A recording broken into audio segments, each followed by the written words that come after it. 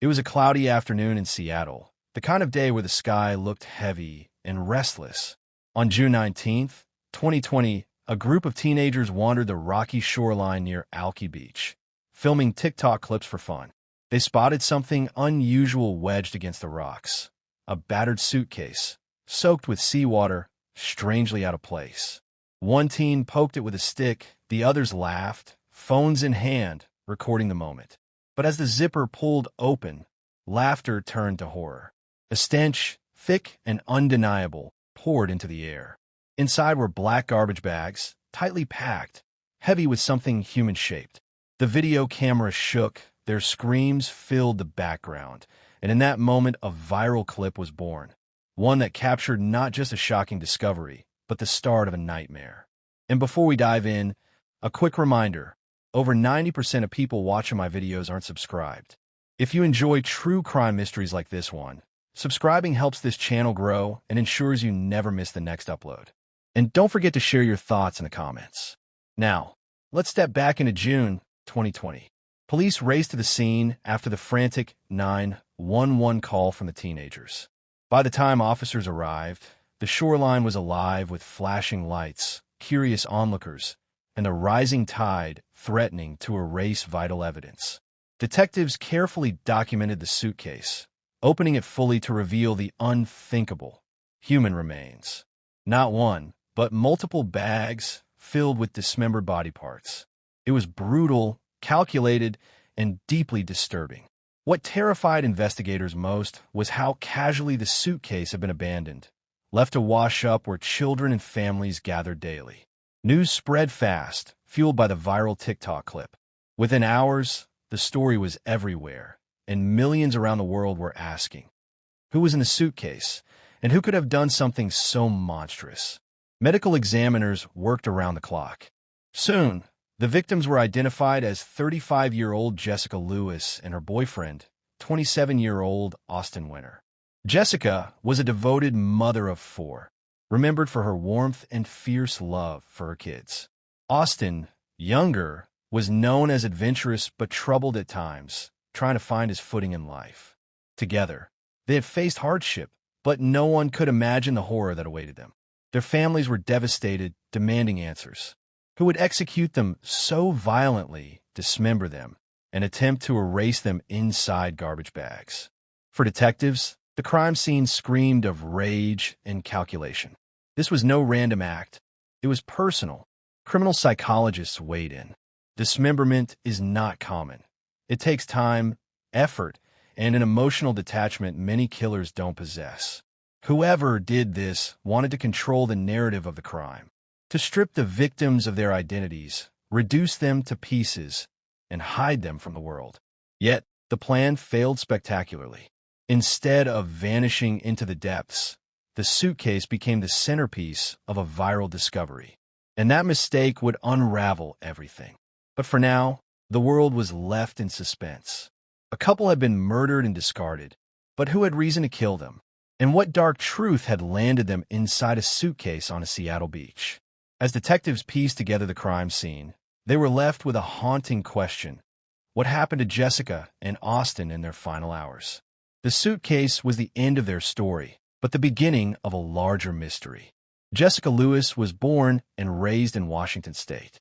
Friends and family describe her as warm, outspoken, and fiercely protective of her loved ones. She was a mother of four, juggling the impossible balance of parenthood, financial pressure, and personal battles. People close to Jessica said she had a fire in her. She could laugh loudly one moment and fiercely defend her children the next. But like so many in her situation, life wasn't easy. She had faced struggles, financial instability, turbulent relationships, and the constant uphill climb of raising four children in a world that didn't offer much help. Yet, despite the hardship, Jessica had a reputation for loyalty. If she loved you, she stood by you, even when things grew dark. That loyalty would play a tragic role in her final chapter. Austin Winter was younger, just 27 when his life was cut short. He was adventurous, full of restless energy, but also struggled to find direction. People described him as fun, carefree, and sometimes reckless. He loved Jessica deeply, but together, their relationship carried the weight of struggle, financial troubles, difficult choices, and a sense that they were always running just one step behind stability. Austin often drifted between work, side jobs, and small opportunities, trying to find a path that would support the life he wanted with Jessica. Some who knew him said he had a tender side. Others described frustration and volatility. Like many young couples living on the edge, Jessica and Austin were bound by love, but tested constantly by survival. Together, Jessica and Austin carved out a life the best way they knew how. They weren't wealthy, they weren't established, but they had each other. The two leaned on one another, sharing small victories and enduring crushing setbacks. To outsiders, their life seemed chaotic, marked by instability. But in that chaos was a bond, one that made Jessica choose Austin despite the risks, and one that made Austin stay loyal even when he struggled. Yet their lifestyle placed them in vulnerable situations. When money was short, when rent was due, when tensions boiled, choices had to be made. And sometimes those choices led them into dangerous territory. It's in these cracks, in these moments of desperation, where predators often find their way in. When investigators study victims, they don't just ask who were they ask what vulnerabilities surrounded them, who had power over them, who had something to gain from their silence. In Jessica and Austin's case, those questions pointed directly to the environment they were living in and the man who owned the house they stayed in. Their landlord, Michael Dudley, a man who appeared helpful on the surface but carried his own darkness beneath it. But we'll get to him in the next episode. For now, what matters is this. Jessica and Austin were not just victims. They were human beings, with children, with love, with flaws. And it was those very human struggles that placed them in the orbit of a killer. Jessica Lewis and Austin Winter didn't know their lives were heading toward an unimaginable end. They didn't know their trust, their loyalty, and their struggle for survival would end with their bodies stuffed inside a suitcase, left to drift into the tide. But someone else knew, someone close. In the next minutes, we'll meet that man, Michael Dudley. Who was he? What demons haunted him? And how did a landlord-tenant relationship descend into bloodshed and butchery? Comment below with your thoughts. Do you think Jessica and Austin saw the danger coming? Don't forget to subscribe if you haven't already, because we are about to uncover the man who prosecutors say turned their lives into a nightmare. Michael Lee Dudley was 62 years old at the time of the murders. Once a licensed pilot, he had lived a life that seemed ordinary from a distance, but those who knew him up close described him differently. He owned a home in Burien, Washington, a house that he rented out to tenants like Jessica and Austin. On the surface, Dudley was a man trying to make ends meet, taking in boarders to supplement his income. But beneath that surface were cracks, financial trouble, mounting debts, and a growing reputation for temper and instability. Neighbors would later recall hearing shouting matches, disputes, and unsettling behavior around Dudley's property. He wasn't just a landlord. He was a man on the edge, simmering with frustration and control issues. Jessica and Austin lived in Dudley's home as tenants. It wasn't the most stable arrangement, but it gave them a roof over their heads. Yet tension was brewing. According to court documents, Dudley had grown increasingly frustrated with them, over money, over behavior, over the simple fact that he no longer wanted them in his home. Witnesses would later say Dudley complained about Jessica and Austin, claiming they owed him rent, claiming they caused him stress. The relationship between landlord and tenants had soured. And then, neighbors began hearing something that chilled them to their core. Around the time Jessica and Austin disappeared, multiple witnesses reported hearing gunshots coming from Dudley's home. Not just one, but several. Screams followed, a violent argument, and then silence. Investigators would later piece together a haunting timeline. Inside that Burien house, Jessica and Austin's final moments played out. Prosecutors alleged that Dudley, enraged by disputes and possibly driven by financial pressures, pulled out a gun and shot both victims. The brutality didn't end there. After the murders, Dudley allegedly faced the unthinkable task of disposing of their bodies. It wasn't a crime of passion left in the open. It was covered, calculated. He dismembered them, stuffed their remains into garbage bags, and packed those bags into a suitcase. This wasn't improvisation. It took time, it took tools, and it took a level of detachment that spoke volumes about his psyche. What drives a man like Michael Dudley to such horror? Psychologists point to a blend of factors: financial collapse, anger, and a fractured sense of control. Dudley had lived with authority once, a pilot, a homeowner, a man with tenants depending on him. But over time, his power slipped away. He was drowning in money problems, isolated and desperate. The psychology of control often turns lethal when mixed with rage. For Dudley, Jessica and Austin weren't just tenants. They were a reminder of his failures, his lack of control, and his inability to command respect. By killing them, he may have felt a twisted sense of authority restored.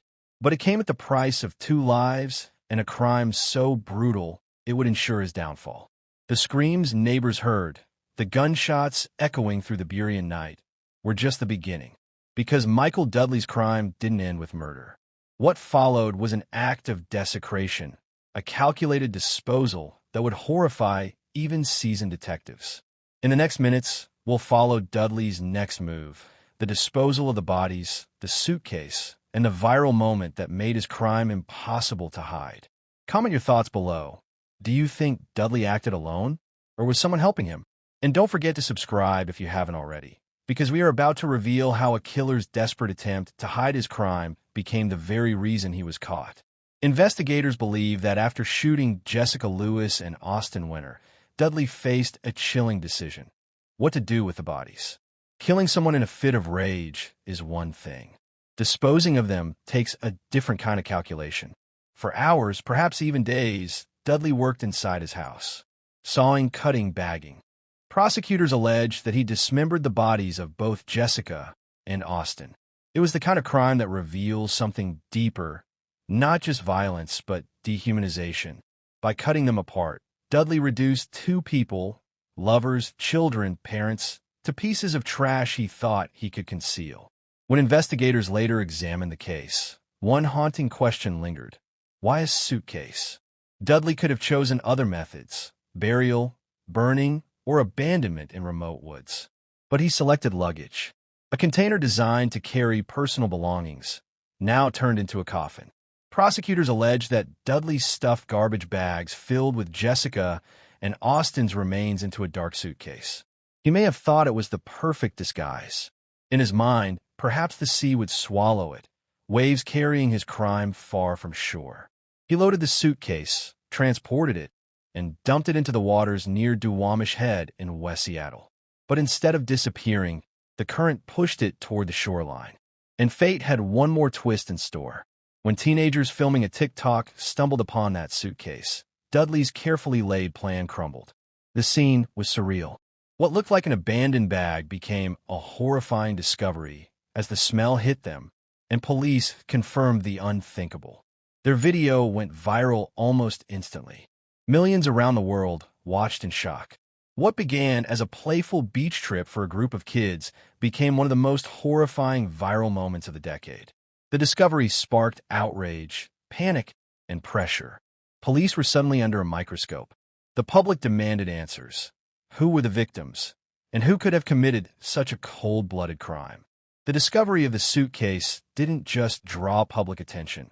It gave investigators a starting point. The remains inside were quickly linked to Jessica and Austin. Forensic evidence began pointing back to Dudley's Buryan home. Neighbors told police about the gunshots and the screams. Evidence inside his house, including blood and signs of cleanup, painted a damning picture. Piece by piece, Dudley's crime was unraveling. The very act meant to erase his victims had become the key to exposing him. Why do killers so often fail at disposal? Psychologists argue it comes down to arrogance. Dudley may have believed he could outsmart nature and investigators. But nature has its own rules. Currents push objects to shore, smells escape even sealed bags, and a human drive to document everything, even on TikTok, makes secrecy nearly impossible. Dudley underestimated 2 forces: the power of the ocean and the power of social media. In the end, both betrayed him. The suitcase didn't sink, the bodies weren't erased, and Dudley's secret was out. But evidence alone doesn't put a man behind bars. In the next minutes, we'll take you deep into the arrest, the trial, and the shocking details that sealed Dudley's fate. Did justice prevail, or did unanswered questions remain? Don't miss this conclusion. Subscribe and tell me in the comments. If those teens hadn't filmed that TikTok, would this case ever have been solved? Police moved in swiftly after the evidence mounted. Neighbors described gunshots, screams, and a desperate attempt at cleanup. Investigators linked blood and forensic residue to Dudley's home. When detectives finally confronted him, Dudley denied involvement. But the weight of the suitcase discovery, combined with forensics, was too much to ignore. He was arrested and charged with 2 counts of second-degree murder for the deaths of Jessica Lewis and Austin Winter. In the courtroom, prosecutors laid out their case. The picture was brutal. Jessica had been shot multiple times. Austin, too, was killed violently. Their dismemberment was no accident. It was a calculated attempt to destroy evidence. Prosecutors argued Dudley killed them after a dispute over unpaid rent. Witnesses recalled his anger and his history of threats. Forensic experts testified about blood patterns and traces found in his home, even after cleanup attempts. The suitcase, pulled from the water and immortalized on TikTok, became the most haunting piece of evidence. The imagery alone was impossible for jurors to ignore. Defense attorneys argued Dudley was innocent, claiming circumstantial gaps. But psychologists who studied the case point to a clear profile: a man under pressure, already prone to violent outbursts, who snapped when control slipped from his grasp. The act of dismemberment reflects more than concealment. It's a psychological distancing, a way to strip away the humanity of his victims and make them manageable objects. For Dudley, this wasn't just about killing. It was about domination, control, and erasure. After weeks of testimony, the jury returned its verdict: guilty. Michael Dudley was sentenced to decades behind bars. For the families of Jessica and Austin, it was justice. Yet no sentence could undo the horror of what had been done. Dudley showed little remorse, another chilling hallmark of his psychological profile. He thought he could erase his tenants, reduce them to bags in a suitcase, and walk away. Instead, he will spend the rest of his life erased from freedom, caged in a prison cell. Even after sentencing, questions remain. Did Dudley act alone, or did someone help him transport the remains? Why choose such a reckless method of disposal, one almost destined to be discovered? And what about the role of social media? Did TikTok's viral exposure help bring justice faster, or did it turn tragedy into spectacle? These questions hang heavy, reminding us that in true crime, resolution doesn't always mean closure. Michael Dudley sits behind bars, but Jessica Lewis and Austin Winter's story echoes far beyond Seattle. Their deaths remind us how quickly desperation, greed, and violence can spiral into horror, and how justice, though delayed, can still be found. But here's the haunting thought: how many other suitcases, how many other stories lie hidden, waiting to be discovered? Comment your theories, hit that like, and subscribe so you don't miss the next case we unravel, because the darkness doesn't rest, and neither do we.